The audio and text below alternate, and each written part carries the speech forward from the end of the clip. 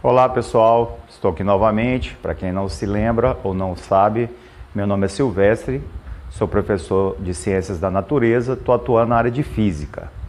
Bom, hoje eu vou resolver uma questão que envolve dilatação térmica, né? A parte da dilatometria. Bom, a gente sabe o que?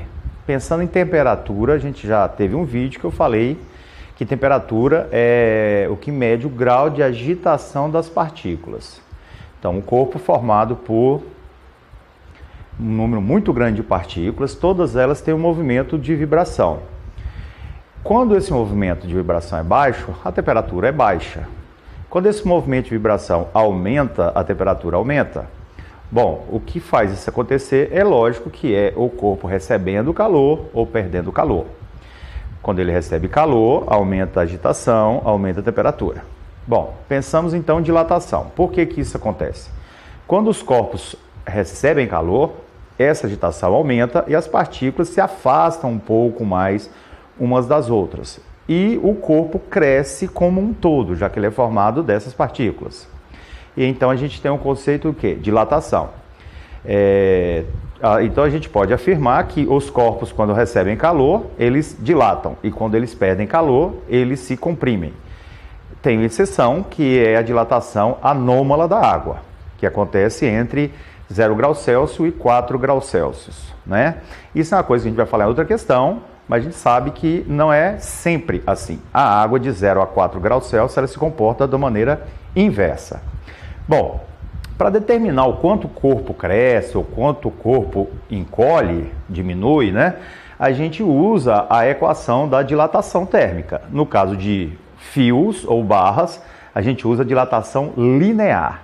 Está aqui a equação, ΔL, que é a variação do comprimento, é diretamente proporcional ao comprimento inicial, L0, vezes o coeficiente de dilatação térmica do material, vai depender do material.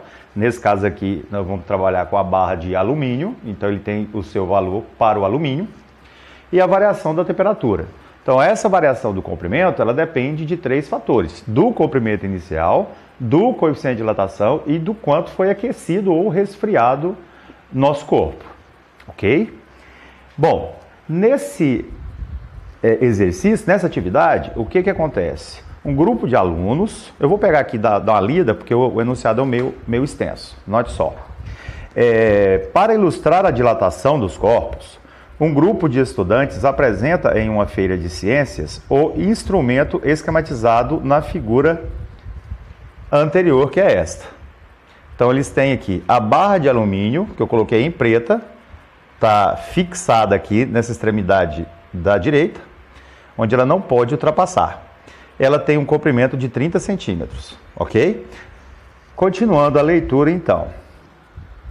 Nessa montagem, uma barra de alumínio com 30 centímetros de comprimento está apoiada sobre 2 suportes, tendo uma extremidade presa ao ponto inferior do ponteiro indicador e a outra encostada num anteparo fixo. Então, aqui eu tenho ela encostada e aqui eu tenho ela encostando aonde? Nesse ponteiro que vai registrar a dilatação.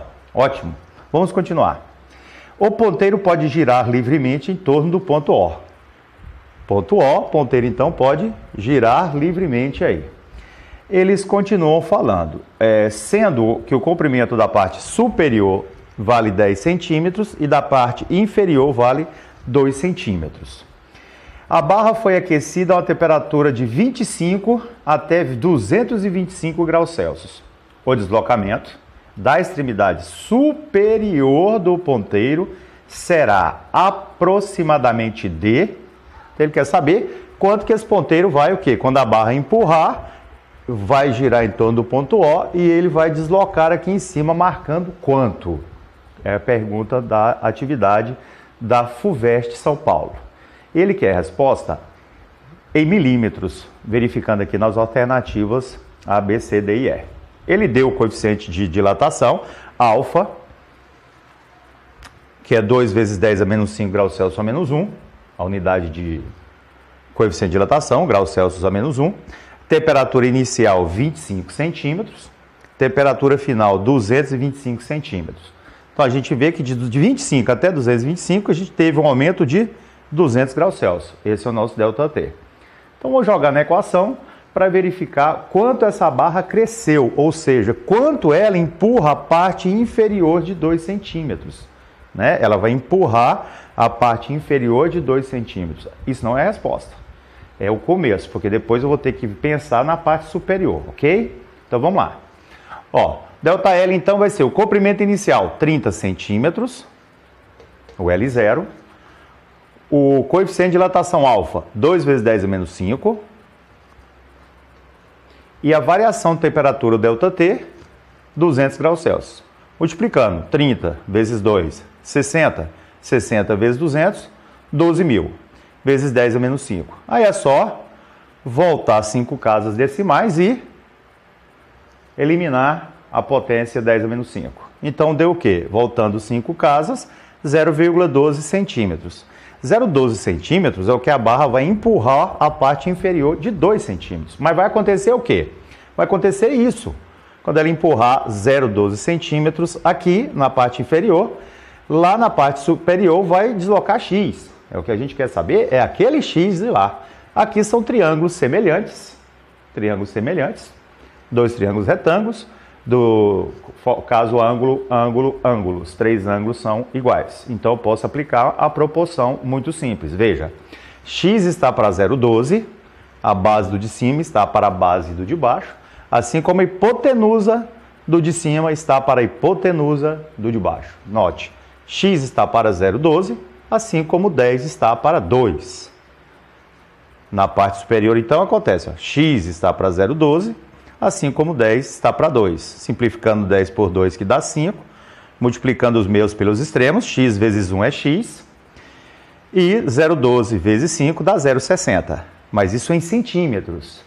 E a pergunta pede, Milena, em milímetros. Então eu vou avançar uma casinha decimal e o 0,6 se torna 6 milímetros. Eu falei Milena porque é uma aluna que está pedindo para que eu resolva essa questão. Um abração para todos vocês. Muito obrigado por ter assistido o vídeo. Dê um joinha aí e se inscreva no meu canal. Muito obrigado.